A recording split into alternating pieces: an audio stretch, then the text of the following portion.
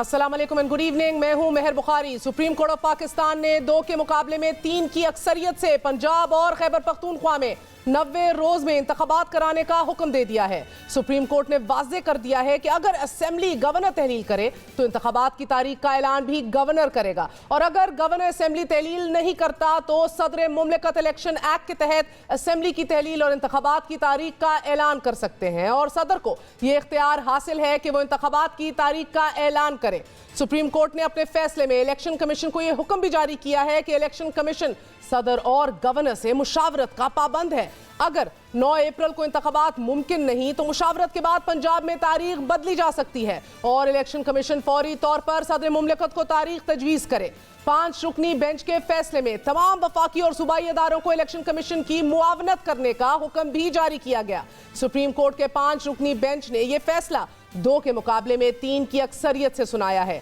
13 सफ़ात पर मुश्तमिल इस फैसले में जस्टिस जमाल मंदोखेल और जस्टिस मंसूर अली शाह के इख्तलाफी नोट भी शामिल हैं। दोनों जज साहिबान ने अपने इख्तलाफी नोट में अज खुद नोटिस के दायरे इख्तियार पर सवाल उठाए हैं। इख्तलाफी नोट में कहा गया है कि आर्टिकल 184(3) के तहत यह केस काबिल समात नहीं। अदालत को अपना 184(3) का इख्तियार ऐसे मामलात में इस्तेमाल नहीं करना चाहिए। यह अज खुद नोटिस मंजूर इलाही और बेनज़ीर भुट्टो केस में तय असूलों के खिलाफ है। इख्तलाफी नोट में कहा गया है कि इंतखाबात पर लाहौर हाई कोर्ट फैसला दे चुकी है। सूबाई हाई कोर्ट्स की आईनी हदूद में अज खुद मुदाखलत नहीं की जा सकती।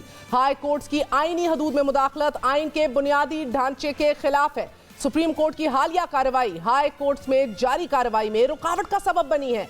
ऐसे तमाम मामलात को हल करना पार्लियामान का इख्तियार है। इख्तिलाफ करने वाले दोनों जजेस ने जस्टिस याया अफरीदी और जस्टिस अतर मिनल्ला के नोट से इत्तफाक किया, मगर 5 रुकनी बेंच में से किसी जज ने 90 रोज में इंतखाबात कराने की आईनी पोजीशन से इख्तिलाफ नहीं किया। 5 रुकनी बेंच में से 2 जजेस ने अज खुद नोटिस के दायरा इख्तियार से इख्तिलाफ जरूर किया, और यही इख्तिलाफ 23 फरवरी के फैसले में जस्टिस याया अफरीदी और जस्टिस अतर मिनल्ला ने भी किया। उन्होंने भी केस को नाकाबिल समात करार दिया था। 5 रुकनी बेंच के इस फैसले की अब हुकूमत और अपोजिशन अपनी अपनी तशरीहात कर रही हैं। अपोजिशन का मौक़िफ़ है कि सुप्रीम कोर्ट ने 90 रोज में इलेक्शन कराने का हुक्म देकर आइन को बचा लिया है, और 5 जजों ने तहरीक इंसाफ के मौक़िफ़ को तस्लीम किया है। 2 जजेस ने तस्लीम किया है और ये 5-0 से ये जजमेंट हुई है कि 90 दिनों के अंदर इलेक्शन होने, और सुप्रीम कोर्ट ने फेडरेशन को पाबंद किया है कि वो तमाम वसाइल भी फराहम करेगी, सिक्योरिटी भी फराहम करेगी।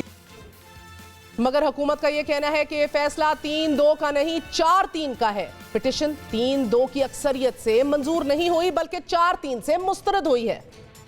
मेरे ख्याल में इसके बाद ना रिव्यू की ज़रूरत है ना फर्दर तशरीह की ज़रूरत है। हमारा मौक़िफ़ ये है कि ये पिटीशंस 4-3 से मुस्तरद हो गई हैं। अब ये फ़ैसला कानून और आइन के मुताबिक हाई कोर्ट्स में जो पेंडिंग प्रोसीडिंग्स है उनमें हो जाना चाहिए। साबिक वज़ीर आज़म इमरान खान ने वफाकी वज़ीर कानून आज़म नज़ीर तारड़ के इस बयान को शर्मनाक करार दिया है। जो स्टेटमेंट दी है शर्मनाक, फिर से जुडिशरी को तकसीम करने की कोशिश की, जबकि 5 मेंबर बेंच ने सब ने एक ही चीज कही कि 90 दिन से आगे नहीं जा सकता, 90 दिन के अंदर इलेक्शन होंगे। बहरकैफ हुकूमत फैसले के खिलाफ रिव्यू पिटिशन में ना जाने का फैसला कर चुकी है। फैसले के बाद वजीर आजम ने मियां नवाज शरीफ से राब्ता किया। बड़े मियां साहब ने हदायत दी हैं कि रिव्यू में जाने की बजाय हाई कोर्ट्स में चलने वाले केसेस के फैसले पर नजर रखी जाए, मगर साथ ही हुकूमत सुप्रीम कोर्ट के इस फैसले पर सुबकी से बचने के लिए इसे टेक्निकल बुनियादों पर अपनी फतह करार दे रही है। मगर सुप्रीम कोर्ट के 2 टोक फैसले के बाद अब इलेक्शन कमीशन 90 दिन में इलेक्शन कराने का पाबंद है।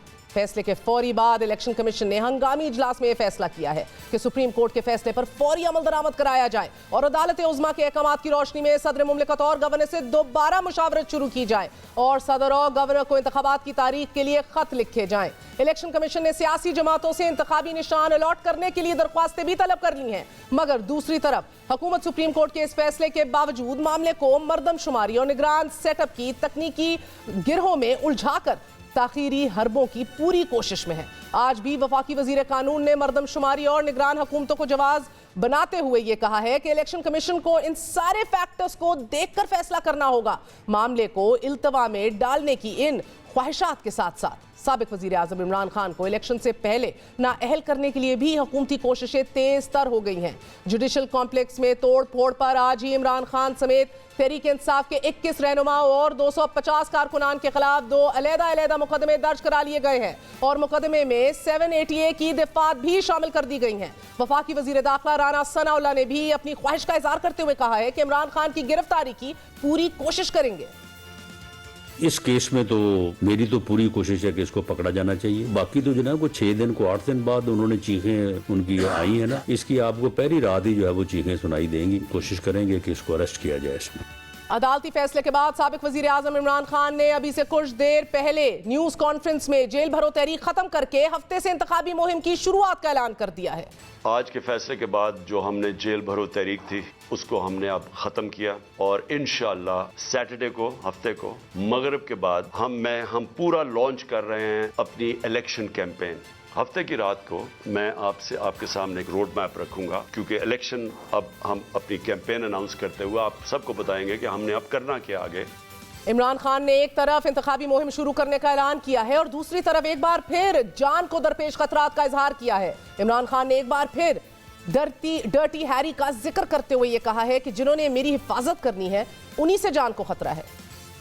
मेरे ऊपर हमला होता है तो उसके बाद मैंने उन 3 लोगों के नाम लिए, डर्टी हैरी, शहबाज शरीफ और राना सनाउल्लाह। ये तीनों शामिल थे और नवाज शरीफ को पता था लंदन में बैठ के। अब मैंने दूसरी बात ये की कि मेरे ऊपर ये फिर अटैक करेंगे, ये ज्यादा खौफजदा है। अब किसने मुझे डिफेंड करना है? जिन्होंने मुझे डिफेंड करना है उनसे ही मुझे खतरा है। क्या इंटीरियर मिनिस्टर मुझे डिफेंड करेगा? ये शहबाज शरीफ करेगा? इनके नीचे सारी फेडरल गवर्नमेंट की एजेंसीज हैं। ये खदशात और अदालती फैसले के बावजूद इंतखाबात ना होने का अंदेशा ताहाल मौजूद है और इन हालात में जब अदालती हुक्म पर अमल दरामद नागुज़ीर है, क्या इलेक्शन 90 दिन के अंदर अंदर होते दिखाई दे रहे हैं? और क्या अदालती फैसला इतना ठोस है कि इंतखाबात के इल्तवा के तमाम रास्तों के आगे बांध दिया जाएगा? इसी हवाले से हमारे साथ बात करने के लिए मौजूद है federal minister for law senator Azam Nazir Tarar साहब। तारर साहब, बहुत बहुत शुक्रिया साथ देने का। आपने कहा कि किसी तशरीह या किसी रिव्यू की अब जरूरत नहीं है और ये जो फैसला है ये बड़ा सिंपल है, ये 4-3 से रद्द हो गई हैं तमाम तर पिटिशंस। सर, ये आप किस तरह इस नतीजे पे पहुंचे हैं? ये 4-3 का डिसीजन आया है। लीगली स्पीकिंग 2 जज साहिबान ने, जब ये बेंच था 9 रुकनी, उसमें उन्होंने लिख के ये पिटीशंस जो हैं वो खारिज की कि ये मेंटेनेबल नहीं है।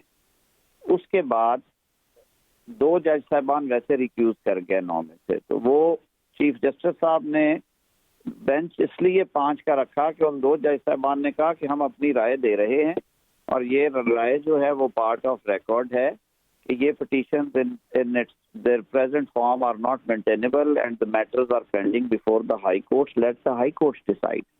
उसके बाद जब 5 मेंबर बेंच में आज 2 जज साहबान ने कैटेगोरिकली कहा कि we subscribe to the view, यानी कि हम तायद करते हैं उस व्यू की जो 2 ब्रदर जजेस ने 23 फरवरी को दिया था, और उसके बाद उन्होंने ये पिटीशन डिसमिस की on the ground of maintainability. और नीचे उन्होंने नोट भी दिया क्योंकि 2 जज साहबान का view already part of record है, तो इसलिए ये पिटीशन डिसमिस खबर होती है। मेरे ख्याल में जो कानूनी सूरत हाल है, कानूनी सूरत हाल में आज सुप्रीम कोर्ट का जो डिसीजन है 4-3 से, वो दरखास्तों को नॉन मेंटेनेबल होने की बुनियाद के ऊपर डिसमिस करने का है और हाई कोर्ट जहाँ पे ये मैटर्स पेंडिंग है वो फैसले सादर कर सकती हैं कानून और आइन के मुताबिक। और मीनवाइल ये गवर्नर और ईसीपी और उनके दरमियान मामला है कि वो डेट डिसाइड करके उस पे इलेक्शन का शेड्यूल दे दें अगर हालात कंजीनियल है और चीजें नॉर्मल। नहीं, मगर तार साहब, मैं ये समझने की कोशिश कर रही हूँ कि जिन 2 मेंबर्स के आज आप नोट्स नत्थी कर रहे हैं 4-3 के फैसले पे आने के लिए, तो वो तो तब जब बैठे हुए थे और जब रिकॉन्स्टिट्यूट हुआ, अलहदा हो गए, तब आपने सवाल नहीं उठाया। आपने उस वक्त क्यों नहीं कहा कि इनको भी बुलाइए और इनको भी जरूर बिठाइए, बल्कि इसके बिल्कुल बरक्स आपने अपनी फुल कोर्ट की भी जो दरख्वास्त है वो भी वापस ले ली? तो केस तो नए 5 मेंबर बेंच जो रिकॉन्स्टिट्यूट हुआ है उसने सुना है ना, एतराज किया गया आप लोगों की जानिब से, ना सवाल उठाए गए, जो निकल गए उन्होंने तो दलाइल भी नहीं सुने। जो 3 दिन से जारी बहस थी कोई भी दलील नहीं सुनी। नहीं, मैं अर्ज करता हूं, उन्होंने दलाइल सुनने की जरूरत इसलिए नहीं थी कि उन्होंने अपनी राय का इजहार कर दिया कि ये जो पिटीशंस हैं in their present form pre mature हैं और ये मेंटेनेबल नहीं है, हम इन्हें डिसमिस करते हैं। उन्होंने ये नहीं कहा कि हम नहीं सुनना चाहते, उन्होंने कहा हम ये डिसमिस करते हैं और फर्दर इस ऑब्जर्वेशन के बाद चीफ जस्टिस साहब पे छोड़ते हैं कि मजीद कार्रवाई में हमें बैठने की जरूरत है। यानी चीफ जस्टिस साहब ने कहा जी आपका व्यू आ गया, तो उन्हें बेंच में नहीं डाला गया। ये दो जज साहबान, ये कभी ये तशरीह ना होती अगर आज के फैसले में दो जज साहबान ये ना लिखते कि हम इन पिटीशंस को डिसमिस करते हैं being non maintainable and we actually follow the view expressed by our brother जजेस ऑन 23rd of February। और फिर ये नीचे नोट ना देते कि याद रहे कि 23 फरवरी को जो दिया गया था दो जज साहबान का फैसला इन पिटीशंस को डिसमिस करने का, वो पार्ट ऑफ रिकॉर्ड है और ये इस जजमेंट का हिस्सा है। तो बड़ी सिंपल सी बात है, इसमें कोई ऐसी रॉकेट साइंस नहीं है। मैं एक अपनी तशरीह करता हूँ, अटॉर्नी जनरल साहब माशाल्लाह प्रिंसिपल लॉ ऑफिसर हैं, उन्होंने भी इसे गौर से पढ़ने के बाद और समझने के बाद इसी नुक्ते पे इत्तफाक किया। हमारे जो लॉयर्स हैं वो भी ये समझते हैं कि ये पिटीशन 4-3 से डिसमिस हो गई हैं और ये अब काबिल अमल नहीं है। अलबत्ता जो दोनों हाई कोर्ट्स में मैटर चल रहे हैं और इसी वजह से 4 जज साहबान ने ये पिटीशन खारिज की, जो हाई कोर्ट्स में चल रही हैं वो कानून के मुताबिक डिसाइड हों। उनको अगर किसी फरीक को उस पर एतराज है वो उनके खिलाफ अपील में सुप्रीम कोर्ट में आ जाए, ये तो है जी कानूनी पोजीशन। अब अगर पंचायती या वो पंचायती, मैं कहूँगा पंचायती बात करनी है तो उसके लिए फिर ठीक है। जो अब जो पंचायती बात का मसला नहीं है आजम रजीक तार साहब, आज तक ऐसा नहीं हुआ कि 5 मेंबर बेंच जो बैठा हुआ है, उधर 7 लोग तो बैठे नहीं थे जब ये केस सुना जा रहा था, जो 5 लोग जो बैठे हुए हैं उनका फैसला छोड़ दिया जाए या ना सुना जाए, पहले 2 के नोट्स ऐड कर लिए जाए। जस्टिस अतर मिनला और जस्टिस याया अफरीदी के नोट्स जो है वो पार्ट ऑफ कोर्ट फाइल है, पार्ट ऑफ कोर्ट रिकॉर्ड है। मगर क्या जो नोट जस्टिस एजाजुल एहसन और जस्टिस जाहिर नकवी ने दिए थे सुओ मोटो नोटिस के हवाले से, क्या वो नहीं है रिकॉर्ड का हिस्सा? ये तो इजाफी नोट्स है सारे। नहीं, वो देखें वो नोट इस मुकदमे में नहीं आया, वो एक और बेंच में बैठे हुए उन्होंने दिया और उस बेंच में वो केस सुन रहे थे गुलाम महमूद डोगर साहब जो हैं, उनकी वो बहाली का मौतली के बाद, वो इसका पार्ट ऑफ रिकॉर्ड नहीं है। उसकी बेसिस पे तो ये नोटिस लिया गया। उन्होंने रज़ाकाराना तौर पे बेंच से सुनने से माजरत कर दी कि उन पे ये एतराज था कि वो माइंड डिस्क्लोज कर चुके हैं और दूसरा ये कि कुछ और बैकग्राउंड दी गई दरखास्तों में, और इस वजह से उन्होंने तो वॉलंटरीली रिक्यूज कर लिया ऑन देयर ओन।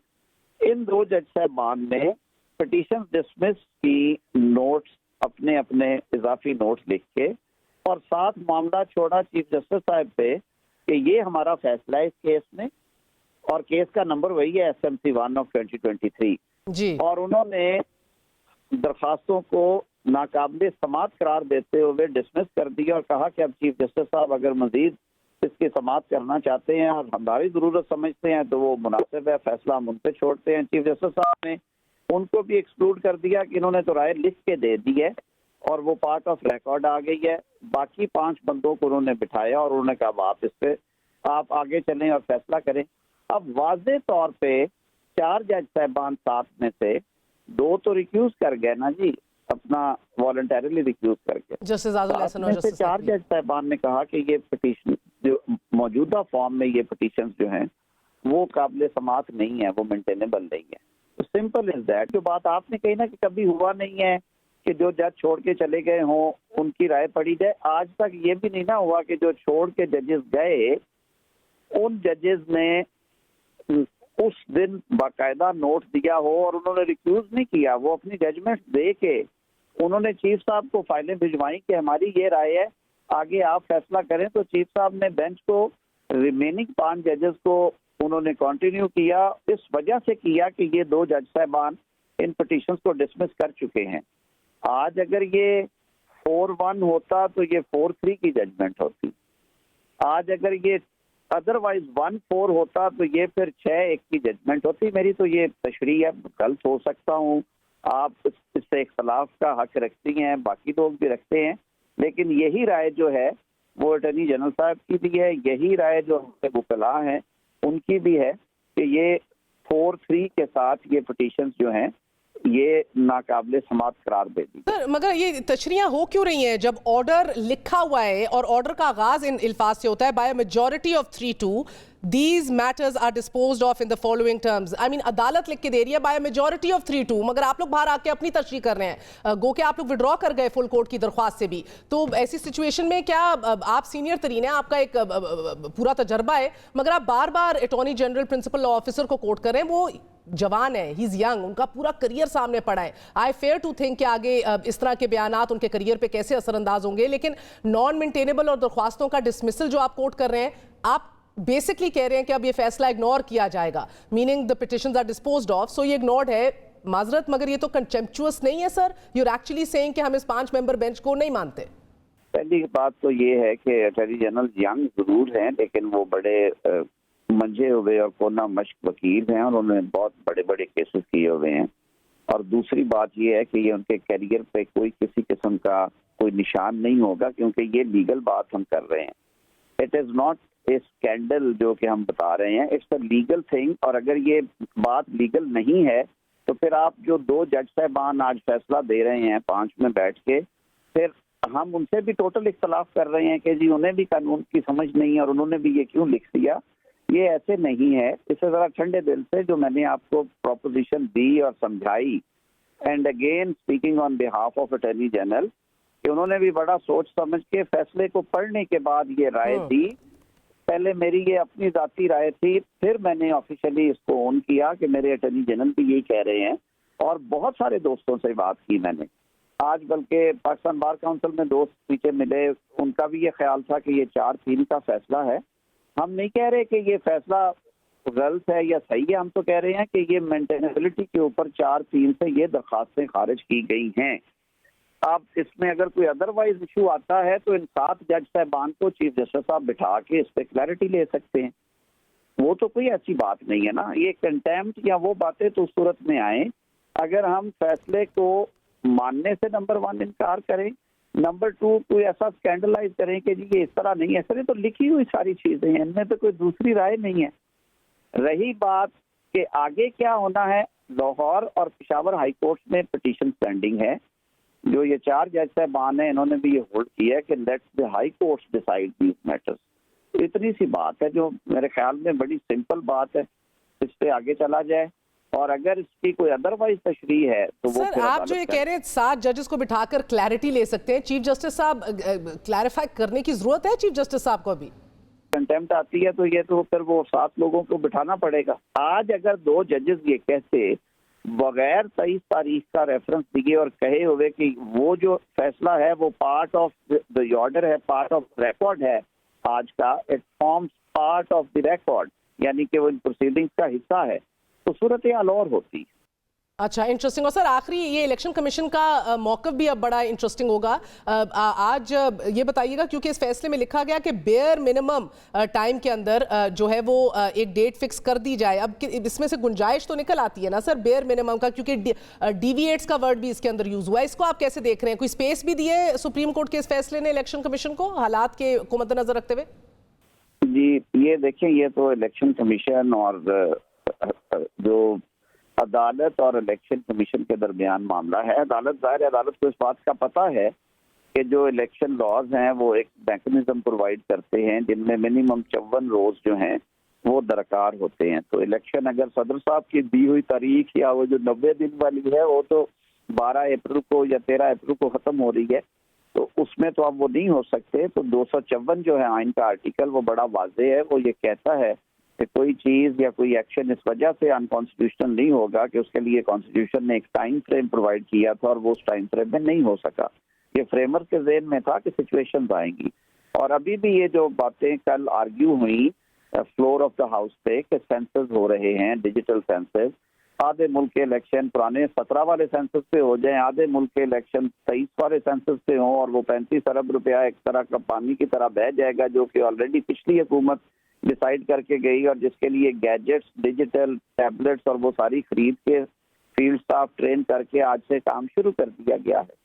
और इसी तरह जो 224 है वो भी रिडेंडेंट होता है, जिसमें केयर टेकर्स के साथ सारे मुल्क में यकसा माहौल करके पूरे मुल्क को डीपोलिटिसाइज करके एक वक्त से इलेक्शन, जिसकी वजह से इलेक्शंस में शफाफियत आए और कोई प्रिडिक्ट ना कर सके। तो ये सारी चीजें सामने है। मेरे ख्याल में इलेक्शन कमीशन अभी भी उनको देखेगा। और जो बात मैंने कही है कि ये मामला हाई कोर्ट में है, ये हम ये तो नहीं कह रहे कि ये हमेशा के लिए चैप्टर क्लोज हो गया और अब इलेक्शंस नहीं होने। इलेक्शंस होने हैं।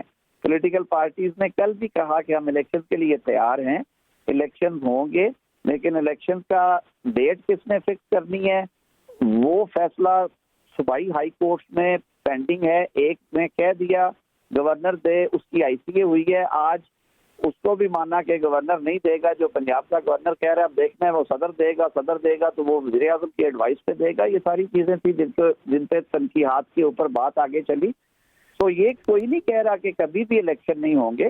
कहा यह जा रहा है कि इलेक्शन के लिए साजगार माहौल है या आया इलेक्शन आइसोलेशन में 8 महीने में 2 इलेक्शन अफोर्ड करता है पाकिस्तान, जिस मुआशी सूरत हाल का सामना कर रहा है, जो लॉ एंड ऑर्डर सिक्योरिटी के इश्यूज हैं और जो हमारा कॉन्स्टिट्यूशनल स्कीम है कि यकसा एक दिन तमाम असम्बलीज के कौमी सूबाई के सारे सूबों में हो और उस वक्त मुल्क में टोटली निगरान हुकूमतें हों, किसी सियासी जमात की हुकूमत ना हो। तो ये बहुत बड़े सवालात हैं जिसके बहुत शुक्रिया। आजम नज़ीर तारड़ हमारे साथ मौजूद है। आपने गुफ्तगू सुनी, यानी कि हुकूमत जो है इस पूरे फैसले को इग्नोर करती ही दिखाई दे रही है, क्योंकि बहुत से और अहम तरीन इशूज़ हैं जिनको एड्रेस करना है। मारूफ कानूनदान, senior advocate supreme court Hamid Khan साहब से बात करेंगे एक वक्फे के बाद।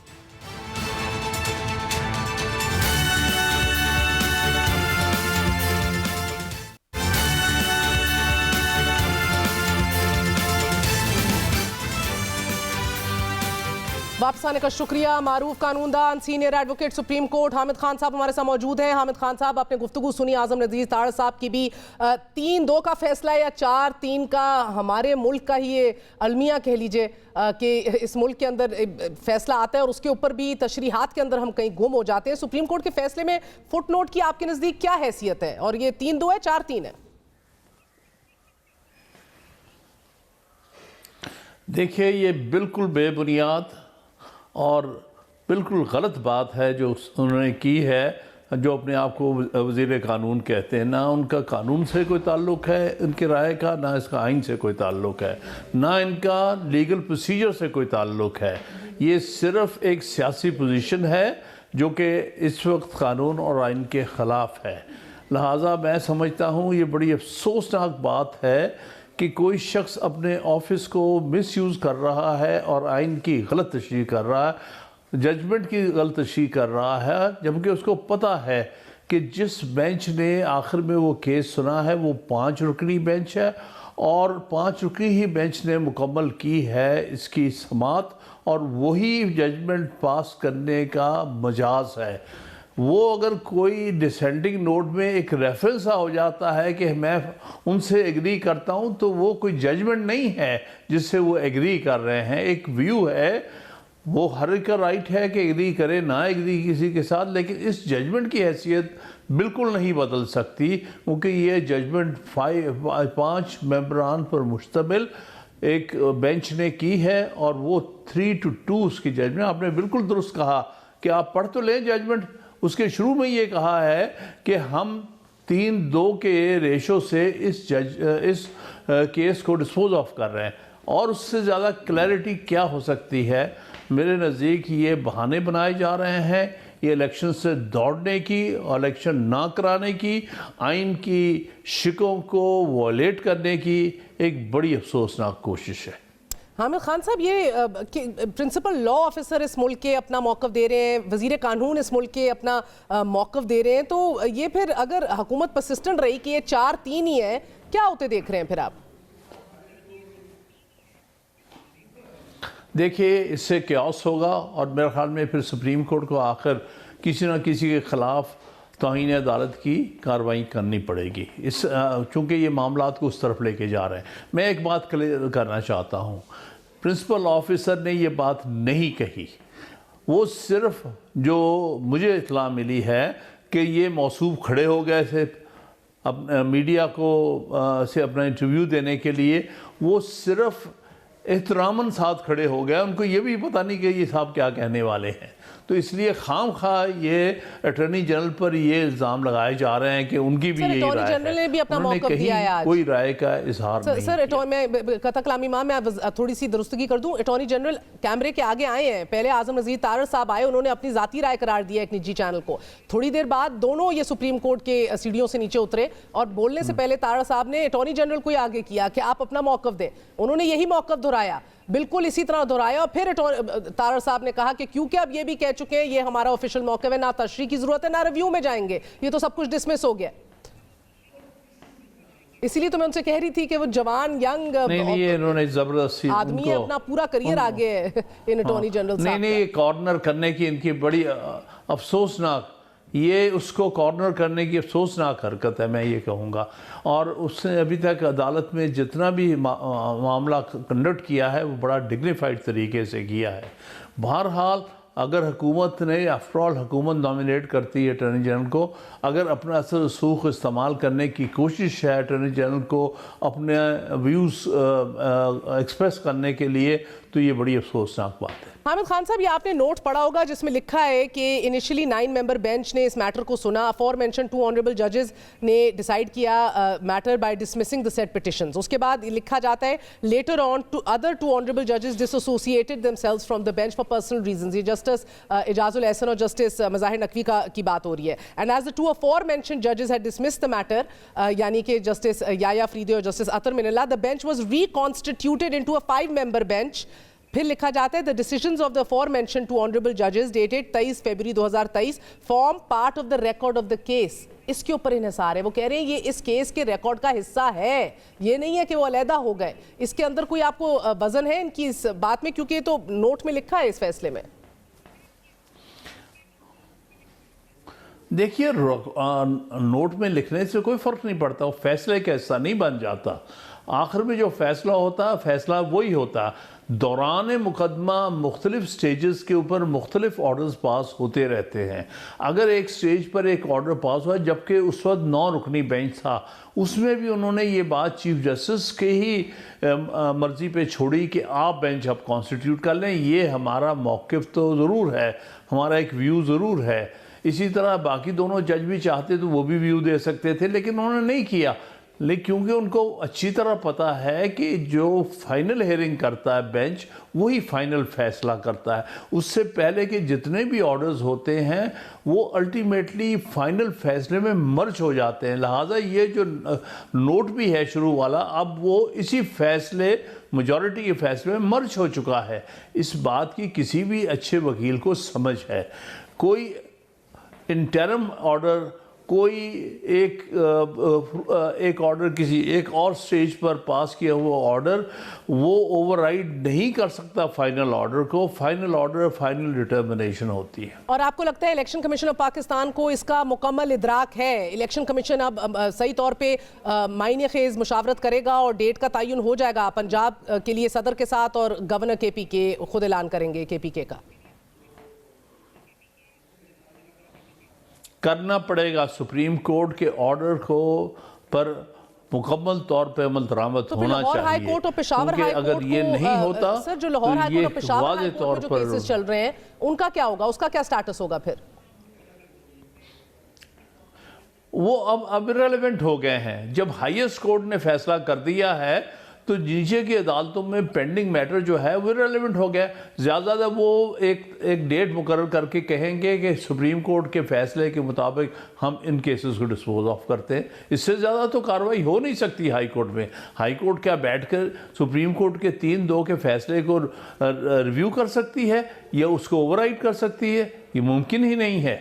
ये खामखा एक सहारा ले रहे हैं हाई कोर्ट के पेंडिंग केसेस का, वो इस फैसले के बाद बिल्कुल इररिलेवेंट हो गए। और आखिरी सवाल हामिद खान साहब, क्योंकि इस फैसले में कहा गया कि अगर मुश्किल हो तो बेयर मिनिमम वक्त के अंदर इलेक्शन कमीशन जो है तयन करे डेट का, कितनी गुंजाइश निकल सकती है इस बेयर मिनिमम की? इसकी तो हर कोई अपनी अपनी तशरीह करेगा फिर बैठ के, नहीं? नहीं, मैं समझता हूँ इसमें कोई ऐसी तशरीह की बात नहीं। आपने 90 दिन का एक हिसाब रखा हुआ है। दूसरा, आपने जिस तरह से इन्होंने कहा कि 54 दिन चाहिए होते हैं ये शेड्यूल, इलेक्शन शेड्यूल के लिए। अब मिसाल के तौर पर जिस दिन से ये कार्रवाई शुरू होगी इलेक्शन कमीशन की, उस दिन से अगर 90 दिन के जो 90 दिन 12-13 अप्रैल को होने थे, उस तक अगर बकिया 45 दिन रह गए होंगे मिसाल के तौर पर, तो ज़्यादा से ज़्यादा 9 दिन और दिए जा सकेंगे।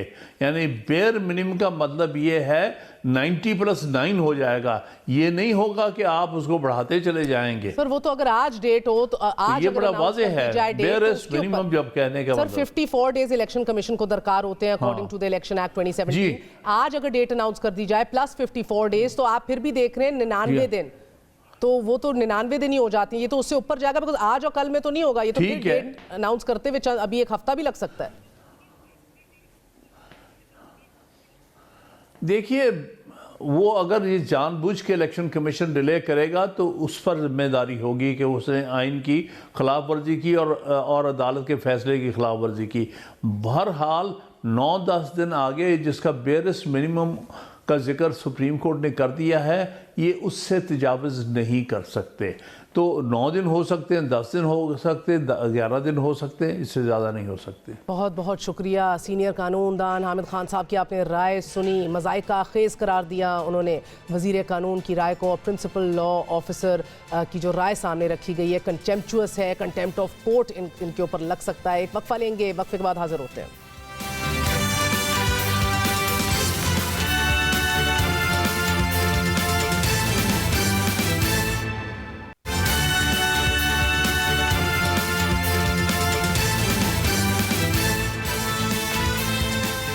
आईएमएफ मुआहदे के हवाले से पैदा होने वाले तमाम अंदेशे दुरुस्त साबित हो रहे हैं। आईएमएफ पहली डिमांड पूरी होने के बाद एक और शर्त रखते हुए इसे मुआहदे पर दस्तखों से नत्थी कर देता है, और अब माहिरीन इन शराइत को 1998 में आईएमएफ की तरफ से आयद की गई गैर मामूली शराइत से तकाबुल कर रहे हैं। और यही वजह है कि 6 से 8 मार्च के दौरान होने वाले आईएमएफ एग्जीक्यूटिव बोर्ड इजलास में पाकिस्तान के लिए किस्त की मंजूरी एजेंडे में शामिल ही नहीं की गई, क्योंकि नवा जायजा अभी जेरे इल्तवा है। यानी कि सादा अल्फाज में 8 तारीख तक तो कुछ नहीं होने वाला। और यही वजह है कि आईएमएफ की बढ़ती बेरुखी और डिमांड्स के बाद एक बार फिर पाकिस्तान ने अमेरिका की मदद लेने का फैसला कर लिया है। आज शहबाज राना की एक्सप्रेस ट्रिब्यून और खलीग कियानी की डॉन में छपने वाली 2 मुख्तलिफ खबरों के मुताबिक तमाम तर मुश्किल फैसले लेने और सियासी कीमत चुकाने के बावजूद आईएमएफ की तरफ से गोल पोस्ट तब्दील करने के बाद गुज़िश्ता रोज वजीर खजाना इसहाक डार ने अमरीकी डेप्यूटी सेक्रेटरी खजाना से राब्ते में मदद करने की अपील कर दी है। खलीग कियानी की खबर के मुताबिक आईएमएफ के रवैये से हुकाम इंतहाई तंग हैं और इस सलूक को बदसलूकी करार देते हुए हुकाम का यह मानना है कि हम आईएमएफ के रुकन हैं, कोई भिखारी नहीं, वगरना हमारी रुकनीत खत्म कर दी जाए। खबर के मुताबिक एक ओहदेदार ने यह कहा कि जबर की ये सूरत हाल 1998 से मुख्तलिफ नहीं कि जब मगरिब पाकिस्तान को जोहरी हथियारों से पाक करना चाहता था और कौम को जोहरी तजर्बात से सजा देने के लिए पर्दे के पीछे चला गया। और इस बार कुछ ताकतवरों के जहन में पाकिस्तान का मिसाइल प्रोग्राम था। इसमें कोई शक नहीं कि मौजूदा हुकूमत ने फैसलों में देर कर दी, ताखीर की है, मगर मिनी बजट, गैस बिजली की कीमतों में इजाफे, सब्सिडीज के खात्मे, डॉलर की फ्री फ्लोट और शरह सूद को मजीद बढ़ाने के बाद आईएमएफ ने पाकिस्तान पर मजीद 4 शराइत आयद कर दी हैं। आज द न्यूज में मेहताब हैदर की छपने वाली खबर के मुताबिक आईएमएफ बिजली की कीमत में ₹3.82 मुस्तकिल सरचार्ज, एक्सचेंज रेट को अफगान बॉर्डर रेट से मुंसलिक करने, बैरूनी फाइनेंसिंग की तहरीरी यकीन दहानी और शरह सूद में 150 से 250 पॉइंट्स के इजाफे के साथ साथ प्राइमरी और करंट अकाउंट खसारे के हदफ को खुद मुकर्रर करना चाहता है। अब तक पाकिस्तान कमोबेश आईएमएफ की तकरीबन 7 से ज़ायद शराइत मान चुका है, जबकि 1998 में 24 शराइत पर अमल दरामद करवा लिया गया था। इसी तरह अब भी पाकिस्तान आईएमएफ की शराइत पर अमल कर रहा है। जब से मौजूदा वज़ीर आज़म शहबाज शरीफ ने इक़्तिदार संभाला, मौजूदा माली साल के दौरान मुल्की ज़र मुबादला ज़खायर 77% कम हुए हैं, रुपए की कदर में 32% कमी आई है, तरसीलात ज़र 11% कम हुई हैं, बरामदात 7.5% गिरावट आई है, बराह रास्त सरमायाकारी 44% घट गई है, लार्ज स्केल मैन्युफैक्चरिंग में 3.7% कमी देखी गई है, गाड़ियों की फरोख्त 43% कम हो गई है, सीमेंट प्रोडक्शन 18% घटी है। लेकिन दूसरी तरफ सरकारी अखराजात में तकरीबन 20% इजाफा, सूद की अदायगियों में 77% इजाफा और हफ्तावार महंगाई की शरह तारीख की बुलंद तरीन सतह 40% तक पहुंच चुकी है, जिसके बाद महंगाई का गुज़िश्ता 48 साला रिकॉर्ड टूट चुका है। यही नहीं, वजारत खजाना की माहाना आउटलुक रिपोर्ट के मुताबिक आने वाले महीनों में महंगाई की शरह 30% से ज्यादा आगे चली जाएगी। आज ही पाकिस्तान ने IMF के दबाव के तहत न सिर्फ बरामदी सनतों के लिए सस्ती बिजली की सहूलत वापस लेते हुए तकरीबन 20% फी यूनिट का फिक्स रेट खत्म करने के साथ साथ तमाम पेट्रोलियम मसनूआत पर पेट्रोलियम डेवलपमेंट लेवी 50 रुपए फी लीटर वसूल करने का फैसला भी कर लिया है। पेट्रोल पर पहले ही 50 रुपए लेवी आयद है। हाई स्पीड डीजल पर लेवी 45 रुपए और मिट्टी के तेल पर 8 रुपए 2 पैसे कर दी गई है। अब जबकि शरह सूद बढ़ाने की शर्त भी कल ही उस पर अमल दरामद हो जाएगा, क्योंकि स्टेट बैंक ऑफ पाकिस्तान ने मॉनेटरी पॉलिसी इजलास शेड्यूल से 2 हफ्ते कबल तलब कर लिया है, जिसमें उम्मीद अब ये की जा रही है कि पॉलिसी रेट भी 2 से 3% इसमें इजाफा हमें देखने को मिलेगा। और अगर ये इजाफा हो गया नाजरीन, तो शरह सूद अक्टूबर 1996 की 20% शरह सूद तक पहुंच जाएगी। जबकि IMF प्रोग्राम में तात्तुल के नतीजे में फॉरेक्स मार्केट और स्टॉक एक्सचेंज ने भी रिएक्ट करना शुरू कर दिया है। गुज़िश्ता एक हफ्ते के दौरान डॉलर की कदर में कमी देखी गई है, मगर सिर्फ आज रुपए की कदर में 4.5 रुपए की गिरावट हुई है, जिसकी वजह से ओपन मार्केट और इंटरबैंक रेट में फर्क मजीद बढ़ गया है। ब्लैक मार्केट एक बार फिर फाल हो चुकी है। इस वक्त इंटरबैंक में डॉलर 261 रुपए 50 पैसे, ओपन मार्केट में 170 रुपए, जबकि कराची की ब्लैक मार्केट में डॉलर 285 रुपए, पेशावर में 290 और काबुल की ब्लैक मार्केट में 300 रुपए में दस्तयाब हो रहा है। जबकि स्टॉक एक्सचेंज में गुज़िश्ता 6 सेशंस के दौरान सरमायाकारों के 1 खरब 20 अरब रुपए से जायद डूब चुके हैं। और इस तमाम तर सूरत हाल में कल ही मूडीज ने पाकिस्तान की क्रेडिट रेटिंग कम करते हुए खदशा जाहिर किया है कि अगर यही सूरत हाल रही तो पाकिस्तान डिफॉल्ट कर जाएगा। Undoubtedly these are not just testing times but very dangerous ones. बात करते हैं, हमारे साथ सीनियर सहाफ़ी शहबाज राना मौजूद हैं। शहबाज, बहुत बहुत शुक्रिया साथ देने का। क्या ये दुरुस्त है कि पाकिस्तान गो के सही है कि साग डार साहब और इस हुकूमत ने बहुत देर और ताख़ीर कर दी फैसले लेने में, लेकिन अब जो रवैया IMF की तरफ से दिखाया जा रहा है, एग्रेसिव रवैया, इसकी क्या मंतक है इस बिहेवियर की?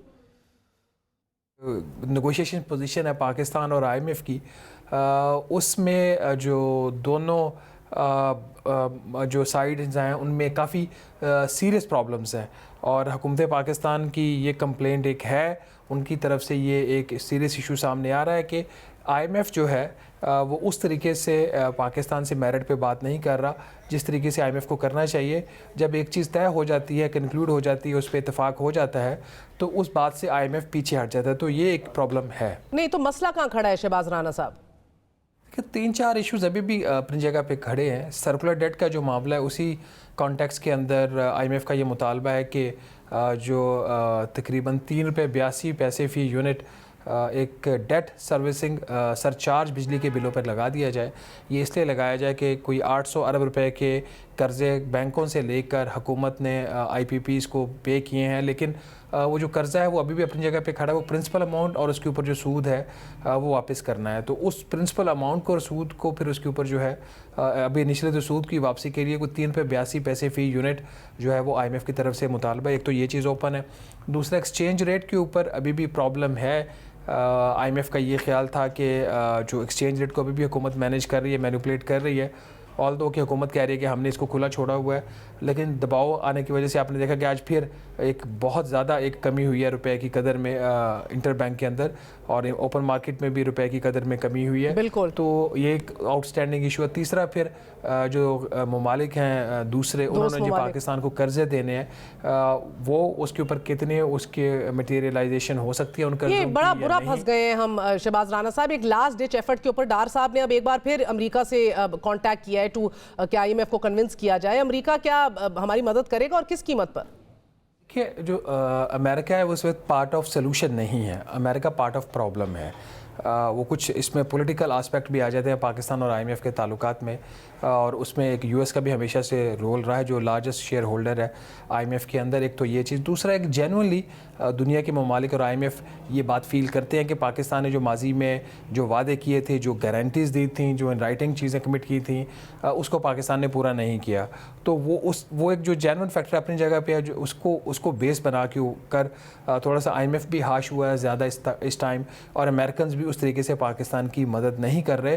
क्या अमेरिकन अभी भी पाकिस्तान की मदद करेंगे या नहीं करेंगे? अगर उन्होंने पिछले 6 माह में नहीं की या पिछले 5 माह में नहीं की तो अभी क्यों करेंगे? ये एक बहुत बड़ा सवाल का निशान है। मेरा ख्याल स्टाफ लेवल एग्रीमेंट उसी सूरत में होगा जब ये वो सारी चीज़ें गलत हैं या सही हैं, कम है या ज़्यादा है, उसका महंगाई का तूफ़ान आता है या नहीं आता, जब तक ये पाकिस्तान सारे इकदाम नहीं करेगा तो स्टाफ लेवल एग्रीमेंट होना मुश्किल है। बहुत बहुत शुक्रिया शहबाज राना की गुफ्तगू आपने सुनी। जब तक एक्सटर्नल फाइनेंसिंग गैप को भी हम किसी तरह एक ठोस प्रोग्राम या प्लान के तहत नहीं बावर करवाएंगे IMF को, these are very dangerous times indeed. इजाज़त दीजिए आज के लिए।